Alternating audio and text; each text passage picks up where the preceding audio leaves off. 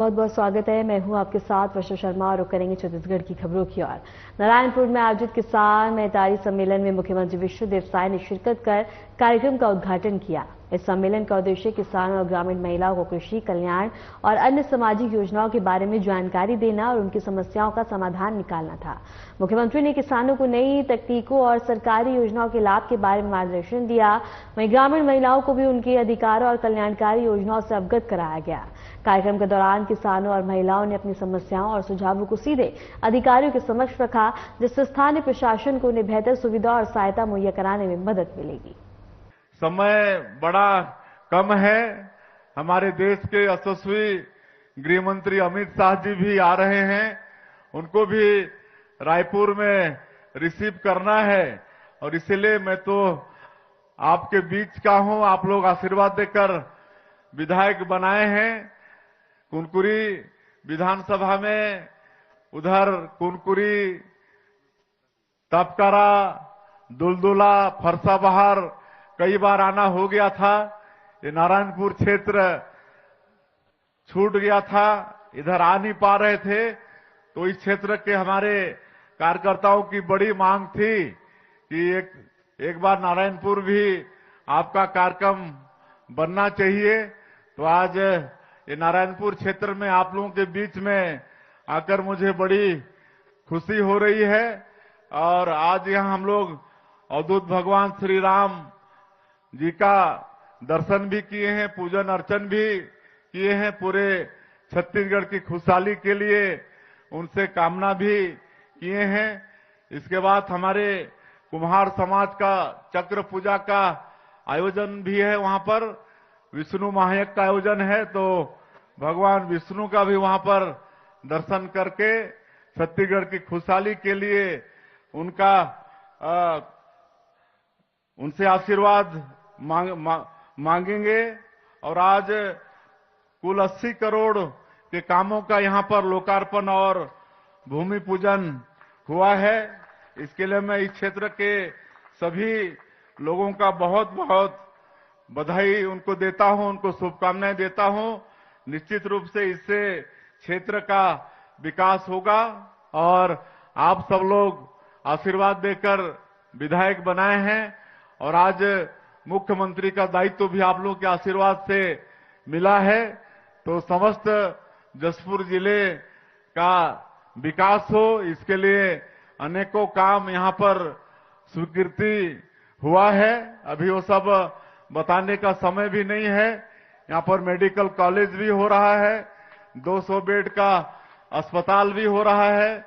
पर्यटन के क्षेत्र में भी यहां पर विकास होगा और आपके स्पोर्ट्स के क्षेत्र में भी विकास होगा। अभी वहां पर आपका पंडरापाट में आर्चरी का एकेडमी 20 करोड़ का वहां पर सैंक्शन हुआ है। हमारे इस क्षेत्र में धनुर्धर लोग बहुत हैं और उनका भी यहां पर प्रशिक्षण होगा और उनको भी आगे बढ़ाने का काम करेंगे। और सड़क, बिजली, पुल, पुलिया, ये सब के लिए भारी मात्रा में जिले में सैंक्शन हुआ है। तो ये सब आप लोगों के आशीर्वाद से ही संभव हो रहा है। आज ये किसान और महतारी सम्मेलन है, तो आप सब लोग देख रहे हैं कि हम लोगों का ये छत्तीसगढ़ धान का कटोरा कहलाता है। 80% लोग यहाँ पर कृषि से आधारित हैं और हम लोगों का जो वादा था मोदी की गारंटी में कि हम लोगों की सरकार बनेगी तो 21 क्विंटल प्रति एकड़ धान खरीदेंगे। 2 साल हो चुका है, धान खरीद चुके हैं और इस साल भी 15 नवंबर से धान खरीदी प्रारंभ है। 1 एकड़ में 21 क्विंटल धान खरीद रहे हैं और 3100 रुपया धान का कीमत भी दे रहे हैं। और धान खरीदी के बाद तत्काल जो अंतर की राशि है उसको भी देने का काम करते हैं। 2 साल का बकाया बोनस भी था 13 लाख किसानों का, 3716 करोड़ रुपया, उसको भी 2023 में ही सरकार में आने के 10 दिन के अंदर में वो बोनस भी देने का काम किए। और लगातार सिंचाई का साधन ये पूरे प्रदेश में बढ़े, इसकी भी चिंता कर रहे हैं। अभी कुल 1500 सिंचाई योजना, जो पुरानी सिंचाई योजना थी, कहीं का केनाल टूटा था, कहीं पर सिल्ट जमा था, कहीं का गेट टूटा था, तो ऐसे 1500 पुराने सिंचाई योजना के लिए 3000 करोड़ रुपया की स्वीकृति दिए हैं। आपके इस क्षेत्र में भी जितने भी पुराने सिंचाई की योजना है, सबका नवीनीकरण होगा, सबका दुरुस्तीकरण होगा, उससे भी सिंचाई का काफी रकबा बढ़ेगा। इस क्षेत्र में नई सिंचाई योजना भी ला रहे हैं ताकि जसपुर क्षेत्र में किसानों के खेत में पानी पहुंचे। और बड़ा गौरव का विषय है कि माननीय प्रधानमंत्री जी अलग अलग क्षेत्र के विकास के लिए, अलग अलग वर्ग के विकास के लिए अलग अलग योजना लागू करते हैं। जैसे अनुसूचित जनजाति क्षेत्र, आदिवासी क्षेत्र के विकास के लिए धरती आबा ग्राम उत्कर्ष योजना 80,000 करोड़ का 6,500 गांव हमारा छत्तीसगढ़ का शामिल है, उसमें भी जसपुर का सभी जिला शामिल है। पीएम जनमन योजना में हमारे इधर कोरवा बिरहोर लोग हैं, उनके लिए अलग से पीएम जनमन योजना प्रधानमंत्री जी ने शुरू किया है। ऐसे क्षेत्र में उनका प्रधानमंत्री आवास भी बन रहा है, रोड भी बन रहा है, सड़क, बिजली, पानी भी पहुंच रहा है। तो एक प्रधानमंत्री कृषि धन धान्य योजना है, उसमें 100 जिला देश का शामिल है, तो आपका जसपुर जिला भी शामिल है। ये बड़ा सौभाग्य का विषय है। एक बार प्रधानमंत्री जी के लिए आप लोग ताली बजाइए। प्रधानमंत्री धन धान्य योजना में हमारा ये जसपुर जिला शामिल है। उसी तरह से दलहन तिलहन को प्रोत्साहन देने के लिए भी एक अलग से योजना है, उसमें भी हमारा ये जसपुर जिला उसमें भी शामिल है। उसके लिए भी प्रधानमंत्री जी का आप सब लोग स्वागत करिए, ताली बजाइए। और हम लोग विशेषकर बस्तर और सरगुजा क्षेत्र में गरीबों के भलाई के लिए पशुपालन को आगे बढ़ाने का काम कर रहे हैं। एक एक परिवार में 2-2 गाय देने का काम कर रहे हैं। 1 जून से शुरू किए हैं और राष्ट्रीय डेयरी विकास बोर्ड से छत्तीसगढ़ सरकार का समझौता हुआ है। उसमें 6 जिला लिए हैं छत्तीसगढ़ का, उसमें जसपुर जिला शामिल है। हमको लगता है कि वो भी यहाँ पर शुरू हो गया होगा। तो इस तरह से यहाँ दूध का उत्पादन भी आने वाले समय में बढ़ाने का काम करेंगे। महतारी सम्मेलन भी है, यहाँ पर हमारी बहुत सारी माताएं बहनें बैठी हैं। आप सब लोगों को हर महीना महतारी बंधन का पैसा मिल रहा है कि नहीं? मिल रहा है तो हाथ उठाइए। सबको मिल रहा है? चलिए, सबको मिल रहा है। किसी का छूट भी रहा होगा तो चिंता मत करिए, जल्दी उसका भी उपाय करेंगे। और 21 महीना हो गया है, 21 किस्त हम लोग दे चुके हैं, हर महीना 1-1 हजार रुपया, ताकि महतारी लोग आर्थिक रूप से सशक्त हों। और महिलाओं को लखपति बनाने का काम भी सरकार के तरफ से चल रहा है, महतारी दीदी बनाने का काम भी कर रहे हैं। तो हमारी माता बहनों को भी काफी आगे बढ़ाएंगे और यहाँ पर रोजगार धंधा भी ला रहे हैं। यहाँ का जो जसप्योर है, महुआ से आपका लड्डू बन रहा है, अचार बन रहा है, कैंडी बन रहा है, इसका भी मांग पूरे देश में खूब हो रहा है। तो इसको भी और आगे ज्यादा से ज्यादा हमारी माताएं बहनें इसमें शामिल हों, इसके लिए भी प्रयास चल रहा है। तो बताने को तो बहुत कुछ है, लेकिन समय भी नहीं है, इसलिए हम क्षमा चाहेंगे। एक दिन फिर यहाँ कार्यक्रम बनाएंगे और पूरा दिन आप लोगों के बीच में रहेंगे। आज बहुत सारी मांगे आई हैं, मैं सबको आश्वस्त करता हूं कि आपके जिले का, आपके विधानसभा का मैं हूं, आप लोग विधायक बनाए हैं, तो निश्चित रूप से सबकी मांगों पर काम करेंगे, सबकी मांग को पूरा करेंगे। लेकिन आज आए हैं तो कुछ दे के जाना पड़ेगा। तो नारायणपुर खेल मैदान में स्टेडियम और फ्लड लाइट की मांग है, तो उसकी हम घोषणा करते हैं। दूसरा, नगर वन शिव मंदिर, वहां पर मंगल भवन, उसकी घोषणा करते हैं। एक अटल चौक नारायणपुर से अवघड़ आश्रम तक सोलर स्ट्रीट लाइट, उसकी भी घोषणा करते हैं। नारायणपुर में पोस्ट मैट्रिक कन्या छात्रावास की भी घोषणा करते हैं। और दारा खिरका में बहुत पुराने समय से वहां पर छठ पूजा होता है। कई बार हम वहां पर शामिल हुए हैं, तो वहां भी छठ घाट अच्छा बनेगा, इसकी भी घोषणा कर रहे हैं। हम पैसा नहीं बता रहे हैं, हम लोग उसमें जितना भी पैसा लगेगा वो सब स्वीकृत करेंगे। और काफी मंदिरों का सौंदर्यीकरण का भी मांग आया है। अभी करीब 46 या 48 मंदिर का सौंदर्यीकरण का सैंक्शन मिल चुका है और बाकी का भी धीरे धीरे कराएंगे। और कोई किसी का कुछ काम छूट गया होगा तो क्षमा करिएगा, सबको धीरे धीरे करेंगे। सबके पास पत्र भी आएगा। मैं आप सभी लोगों का भारी संख्या में धान कटनी है, सब लोग व्यस्त हैं, उसके बाद भी इस कार्यक्रम में आए हैं।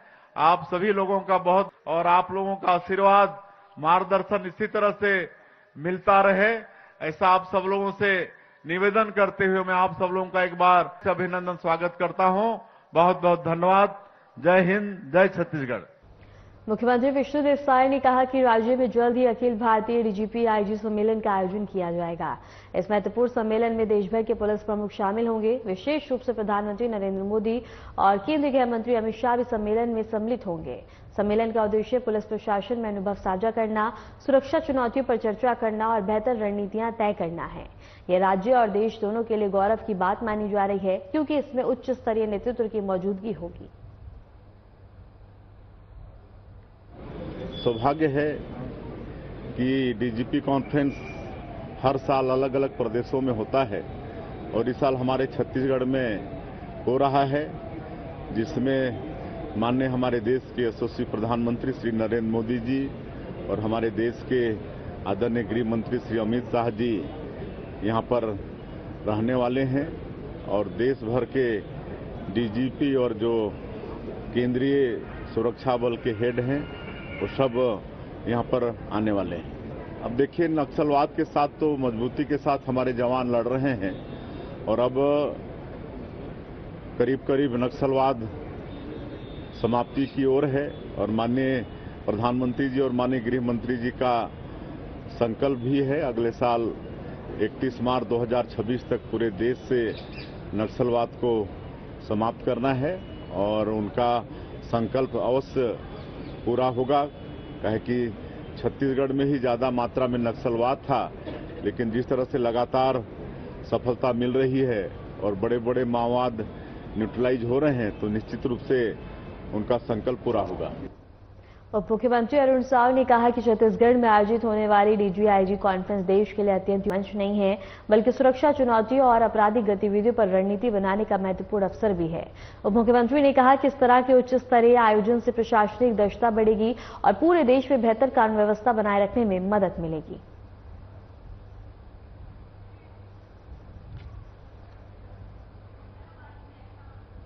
आयोजन हो रहा है।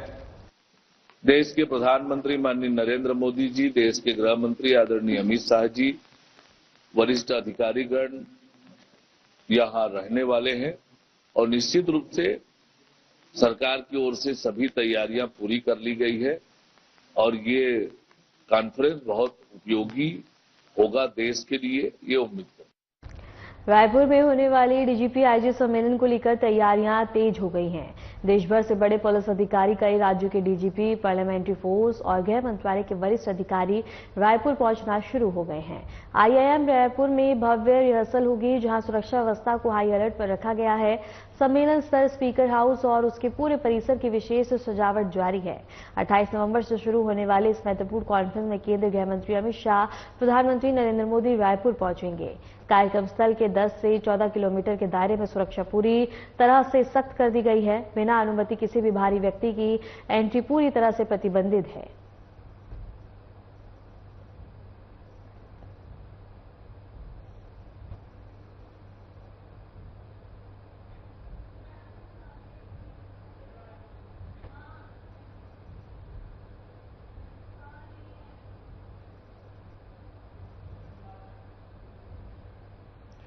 कोडागांव में कांग्रेस महासचिव और छत्तीसगढ़ प्रभारी सचिन पायलट के आगमन पर पार्टी कार्यकर्ताओं ने जोरदार स्वागत किया।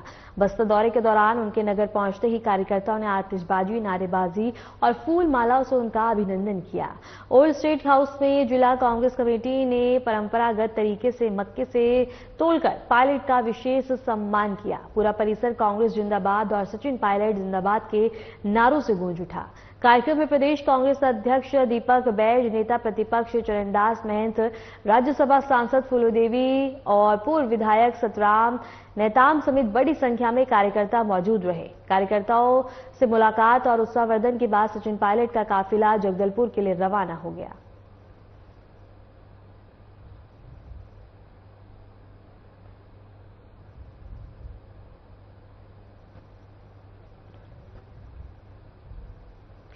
जगदलपुर में कांग्रेस प्रभारी सचिन पायलट का भव्य स्वागत हुआ। प्रदेश अध्यक्ष दीपक बैज, नेता प्रतिपक्ष चरणदास महंत और अन्य वरिष्ठ नेता राजीव भवन में उनका अभिनंदन किया गया। सचिन पायलट ने होटल में पत्रकारों से मुलाकात के दौरान प्रेस वार्ता में कहा कि कांग्रेस हमेशा नक्सलवाद के खिलाफ रही है और इसका समर्थन कभी नहीं करेगी। उन्होंने कार्यकर्ता को SIR में मदद करने के लिए भी कहा और सवालों के सकारात्मक जवाब भी दिए। निर्वाचन आयोग मनमर्जी से काम करता है। चुनाव की डेट बदलते रहते हैं, कब कहां चुनाव कराना है, कितने फेज में कराना है। जो पहले की प्रीकंडीशंस थी, जो पहले की परंपराएं थी, उन सबसे विपरीत होकर अब काम हो रहा है। और विपक्ष के लोग हों, उनको तमाम नोटिस दिए जाते हैं, कार्रवाई की जाती है। सत्ताधारी जो लोग हैं उनको सब माफ है। अब बिहार में चलते चुनाव में प्रत्येक घर को, महिला को 10,000 रुपए देने की जो परमिशन दी गई इलेक्शन के बीच में, ये उनकी निष्पक्षता पर सवाल उठाता है। और मैं तो फिर कह रहा हूं, अगर भाजपा को हमारे देश की महिलाओं से इतनी सहानुभूति है, तो अच्छी बातें होनी चाहिए। तो 10,000 जो दिया है महिलाओं को, वो सिर्फ बिहार की बहनों के लिए क्यों सीमित है? राजस्थान की मां बहनों ने क्या गलती करी है भाई?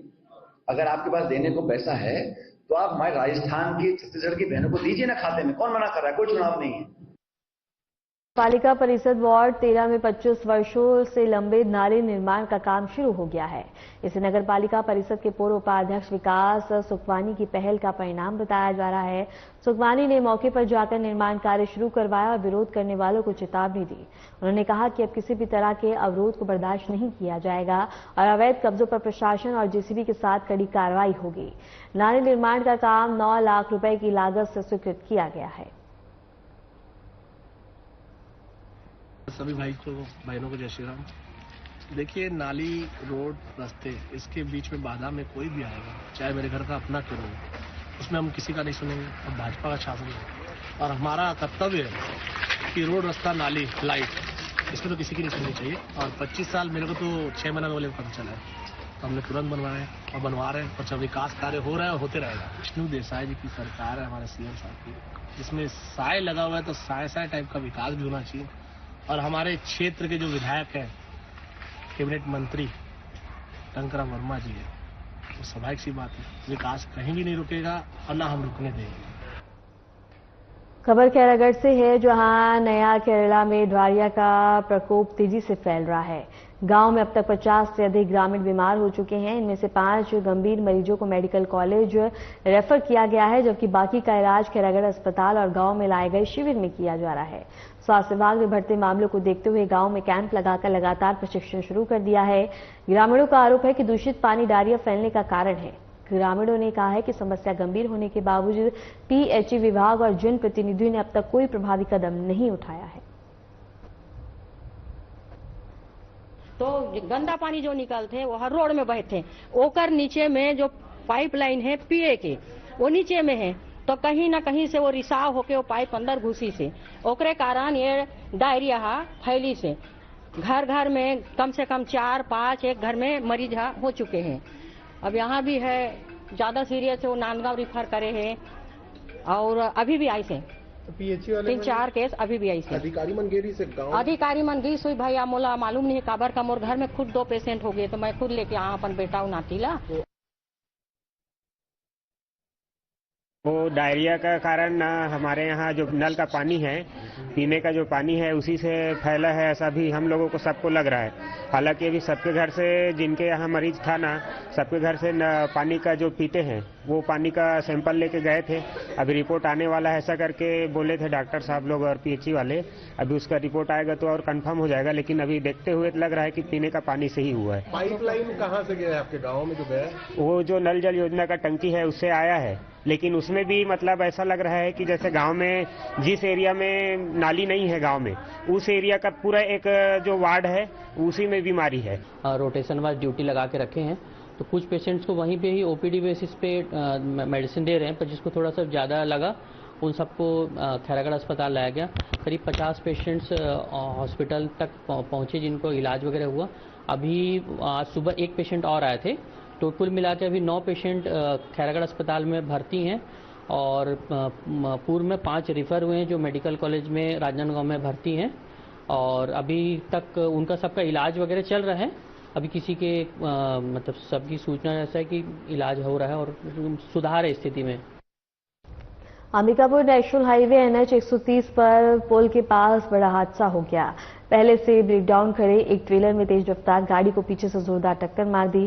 टक्कर इतनी जबरदस्त थी कि हाईवे पर 2 घंटे से यातायात पूरी तरह से बाधित है, जिससे लोगों को भारी परेशानी का सामना करना पड़ रहा है। दुर्घटनाग्रस्त गाड़ी में प्लास्टिक चावल लोड था, जिन्हें लेकर स्थानीय लोगों में आक्रोश देखने को मिला। हादसे के बाद वाहन चालक मौके से फरार हो गया। पुलिस तुरंत मौके पर पहुंची और स्थिति को संभाला।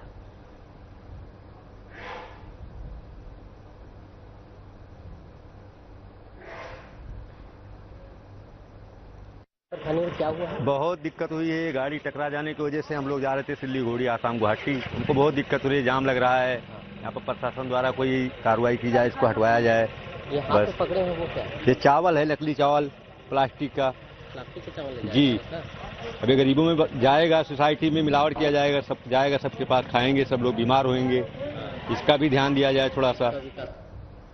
फिलहाल के लिए छत्तीसगढ़ की खबरों में इतना ही। नमस्कार।